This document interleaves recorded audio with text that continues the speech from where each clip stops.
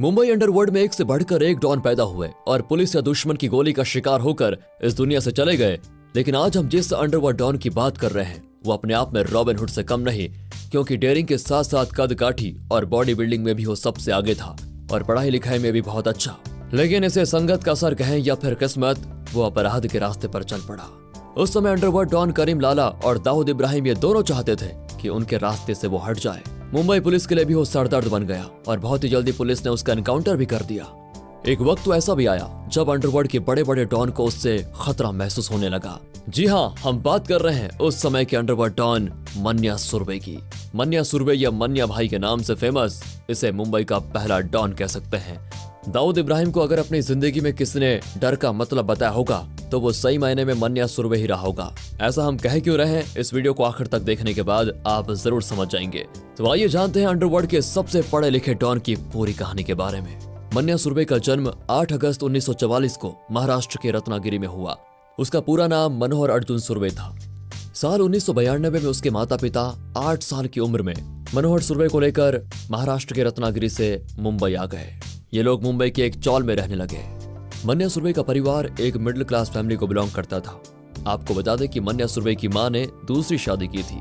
मन्या सुरभि का एक बड़ा भाई भी था जिसका नाम था भार्गव सुरभि और वो आगे चलकर भार्गव दादा के नाम से फेमस हुआ। मन्या का पिता उसका सौतेला बाप था, लेकिन परिवार में एक दूसरे के प्रति जबरदस्त लगाव था। मन्या सुरभि एक होनहार स्टूडेंट भी था। उसे पढ़ाई के प्रति बहुत दिलचस्पी थी। उसने मुंबई के कीर्ति कॉलेज से बीएससी ग्रेजुएशन किया। रिकॉर्ड के मुताबिक बीएससी में उसके 95% नंबर आए।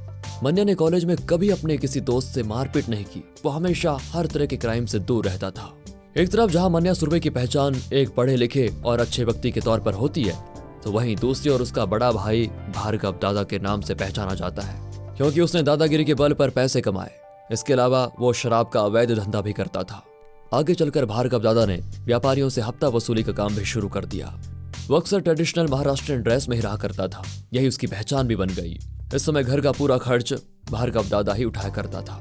भले ही वो उल्टे सीधे काम करता था, पर वो चाहता था मन्या पढ़ लिख कर अच्छा काम करे और इस अपराध की लाइन से दूर रहे। लेकिन यहाँ मन्या की जिंदगी में पुलिस विलन बनकर सामने आए। दरअसल भार्गव दादा जब भी कोई अपराध करता तो उसके बाद कुछ समय के लिए गायब हो जाता और पुलिस पूछताछ के लिए जब भार्गव दादा के घर जाती तो वहां से मन्या सुरभि को उठा लेती, उससे पूछताछ करती, उसके साथ मारपीट करती। इस मामले में उस समय दादर के पुलिस इंस्पेक्टर दाभोलकर उसके साथ काफी शक्ति से पेश आते थे। अपने कॉलेज की पढ़ाई के दौरान मन्या सुरभि को ये सब कुछ झेलना पड़ा, फिर भी उसने कभी कोई गलत कदम नहीं उठाया।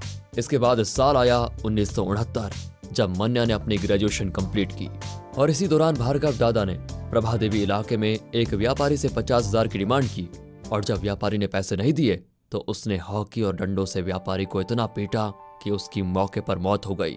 इस मामले में पुलिस ने भार्गव दादा के साथ साथ मन्या सुरभि को भी अपराधी बना दिया। इसके पीछे का कारण यह बताया गया कि भार्गव दादा जब व्यापारी को पीट रहा था तो मन्या सुरभि वहां मौजूद था। मामला फिर मुंबई के सेशन कोर्ट में जस्टिस गुप्ता की अदालत में गया और भार्गव दादा के साथ साथ मन्या सुरभि को भी इस मामले में अदालत ने आजीवन कारावास की सजा सुनाई। कहते हैं इसके बाद मन्या सुरभि का पूरा करियर ही चौपट हो गया। गुस्से से उसने भरी अदालत में दाभोलकर को जान से मारने की धमकी दे डाली। मन्या और उसके भाई को पुणे के येरवाड़ा जेल में ले जाया गया। इस दौरान मन्या की दोस्ती शेख मुनीर से हुई, जो उस समय का एक डेंजरस क्रिमिनल था। शेख मुनीर की सजा पहले पूरी हो गई और मन्या को 1.5 साल की सजा बाकी थी। इसी बीच मन्या ने जेल से भागने का एक मस्त प्लान बनाया और जेल में ही भूख हड़ताल शुरू कर दी। लगातार भूख हड़ताल करने से मन्या का शरीर कमजोर हो गया और फिर जेल स्टाफ ने उसे पुणे के ससुर हॉस्पिटल में एडमिट कराया। यहाँ पर उससे मिलने के लिए शेख मुनीर और बाजी पाटिल आते थे। इसी हॉस्पिटल से वो दोनों मन्या को भगा कर ले जाते हैं और वो सभी मुंबई चले आते हैं। यहीं पर मन्या सुरभि ने बनाई अपनी गैंग और अपनी गैंग में उसने अपने पुराने दोस्त अरुण को भी ले लिया, जो मन्या की गाड़ी भी चलाया करता था। इसी दौरान मन्या सुरभि ने उस इंस्पेक्टर दाभोलकर को डराना धमकाना शुरू कर दिया, जिसकी वजह से वो इस कदर डरा हुआ था कि उसने अपना हुलिया ही बदल दिया और यहाँ तक कि उसने मुंबई छोड़ दी। वो अपनी बेटी के पास दिल्ली जाकर रहने लगा। मन्या सुरभि ने अपनी गैंग को लीड करते हुए सबसे पहले शेख मुनीर के दुश्मन शेख अजीज को मौत के घाट उतारा। मन्या सुरभि जो भी क्राइम करता था उसकी प्लानिंग काफी शातिर तरीके से बनाया करता था। मन्या ने अपने लुक पर भी काफी काम किया और उसकी बॉडी फिजिक्स बिल्कुल अट्रैक्टिव थी। उसने कम समय में ही बड़ी खतरनाक स्ट्रेटेजी बनाकर काफी तेजी से अपराध करना शुरू किया। वो बैंकों से पैसा लूटा करता था, बैंकों की गाड़ी से पैसे लूटने के साथ साथ कोई व्यक्ति अगर बैंक में लंबी रकम जमा करने या फिर निकालने के लिए जाता तो वो उससे भी लूट लेता था।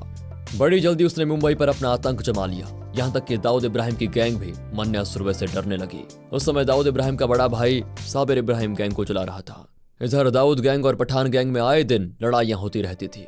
इन दोनों गैंग को आमने सामने बिठाकर समझौता की कोशिश की और इस दौरान दोनों पक्ष की तरफ से कुरान पर हाथ रखकर आगे लड़ाई झगड़ा न करने की कसम भी खाई गई, लेकिन ये कसम बड़ी जल्दी टूट गई। 12 फरवरी 1981 को रात के 1 बजे दाऊद गैंग का लीडर साबिर इब्राहिम अपनी गर्लफ्रेंड को लेकर मुंबई की सड़कों पर घूम रहा था।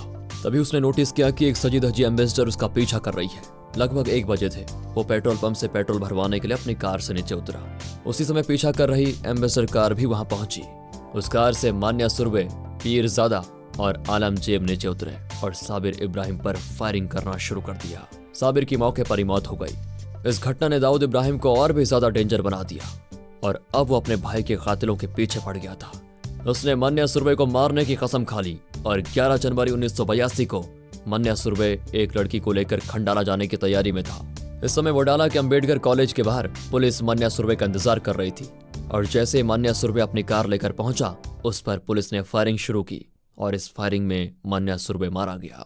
पर सवाल ये उठता है कि आखिर पुलिस को इस शातिर अपराधी की इतनी सटीक लोकेशन और टाइमिंग के बारे में जानकारी कहां से मिली। बताते हैं कि पुलिस वालों को मन्या सुरवे को मारने की टिप दाऊद इब्राहिम ने दी थी और इस तरह मन्या सुरवे का अंत हुआ। तो दोस्तों, ये थी मन्या सुरवे के एनकाउंटर की पूरी कहानी। आपको क्या लगता है, यदि मन्या सुरवे का एनकाउंटर नहीं होता तो उस समय मुंबई का अंडरवर्ल्ड डॉन कौन होता? कमेंट करके जरूर बता दीजिएगा। मिलते हैं अगली वीडियो में, तब तक के लिए ध्यान रखिए अपना।